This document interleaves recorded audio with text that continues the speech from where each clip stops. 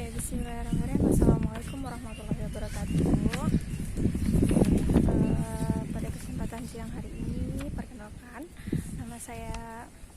nama Ibu Laras bin Suarapari, bisa dipanggil Bu Laras. Pada siang hari ini kita akan membahas tentang PSPI ya. Sebelumnya silakan teman-teman sekalian mengisi absensi yang sudah Ibu sebar kepada kalian. Silakan diisi, yang hadir, yang tidak hadir jangan diisi ya teman-teman ya.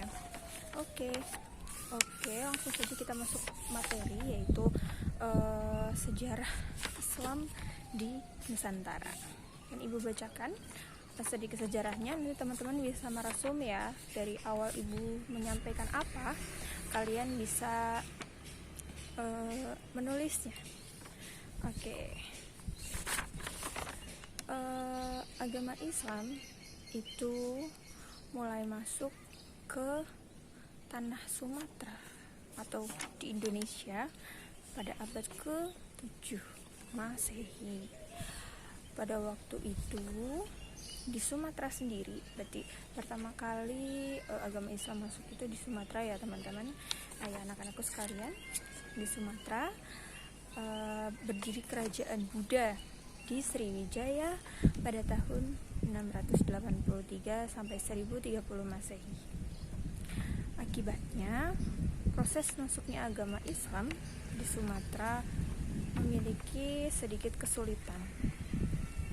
Kemudian pada saat kerajaan Sriwijaya mendapatkan serbuan dari India, disitulah kesempatan yang digunakan untuk menyebarkan agama Islam di berbagai daerah-daerah Pulau Sumatera.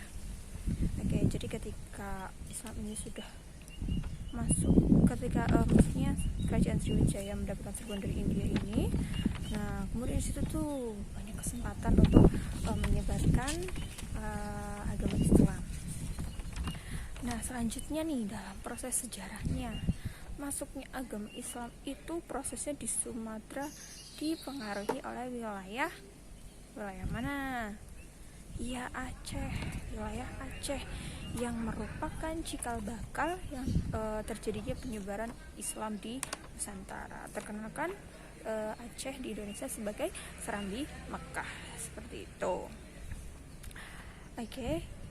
Kemudian Islam masuk melalui jalur perdagangan yang dilakukan oleh para saudagar kita nih dari Arab.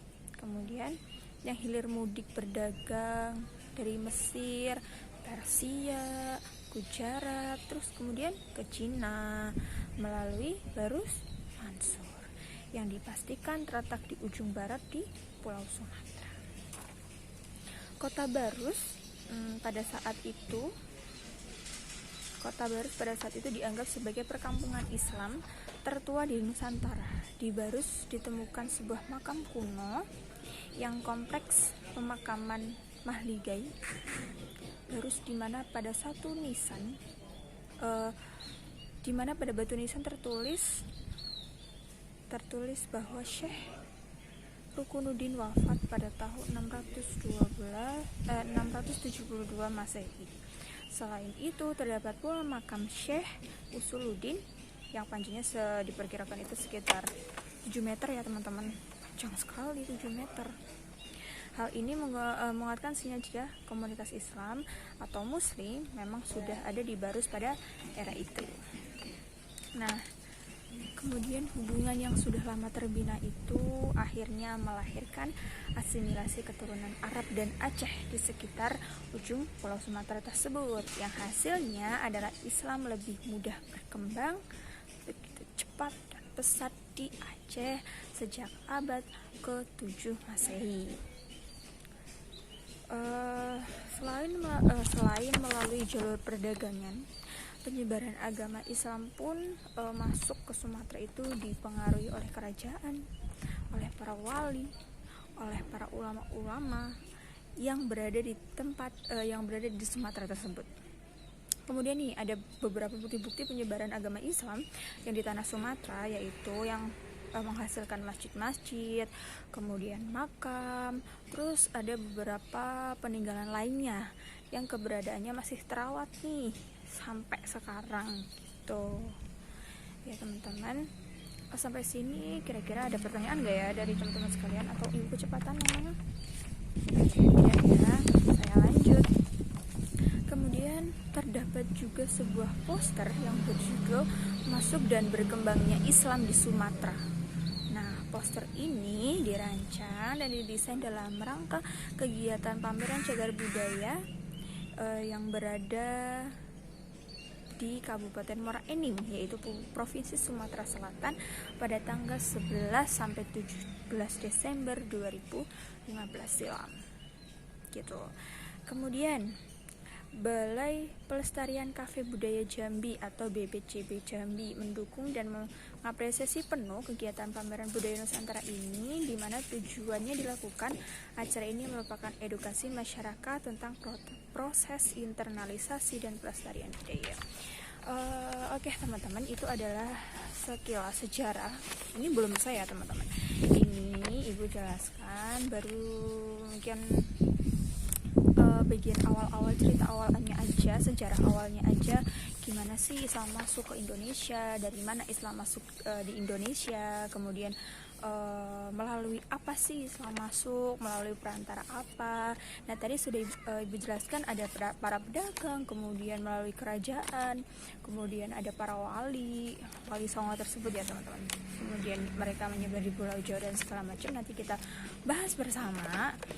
Terus kemudian ada ulama-ulama gitu, betapa perjuangan mereka itu sangat-sangatlah berat untuk menyebarluaskan agama Islam yang sampai saat ini nih kita nikmatin, kita jadi umat muslim, kita beriman kepada Allah Subhanahu wa Ta'ala, itu berkat perjuangan para beliau-beliau zaman kuno gitu, zaman dulu ketika Islam mau masuk ke Indonesia, ketika mereka berusaha untuk menyebarluaskan Islam ke Indonesia.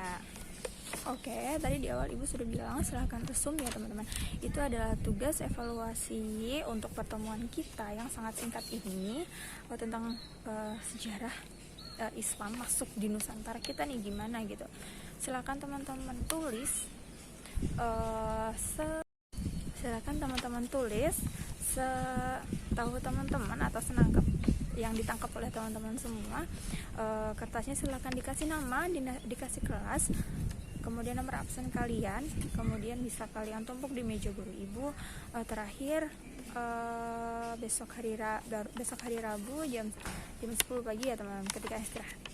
Nah, jika ada pertanyaan teman-teman bisa hubungin saya, bisa hubungin ibu. Ini kontak personnya ibu, sudah ibu tulis tadi. Oke, silakan. Cukup sekian ya teman-teman. Assalamualaikum warahmatullahi wabarakatuh.